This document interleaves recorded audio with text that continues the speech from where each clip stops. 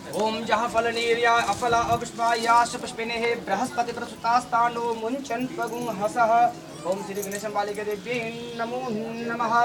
श्री सरस्वती देवी श्री लक्ष्मी देवी नमो नमः। नैवेद्यम उपरांते ऋतुफलानि च समर्पयन्। अपने हाथ में जल लो भगवान को चुट्टी करने के लिए। हम मुँह धोते हैं ना खाना खाने के बाद, वो जल बताना है, ठीक है, मन में ध्यान करके। हनुमान ने आपको नैवेद्य लगवाया, उसके बाद में आपको आचमन के लिए जल दे रहे हैं।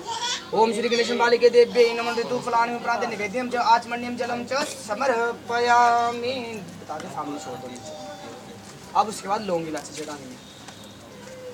सभी का हाथ लगवा के सभी के आगे चढ़ा दो। आरती बन गई कितनी बनी? हाथ बन गई। चढ़ा दे सभी के आगे, थोड़ी नीचे ऊपर सभी के आगे।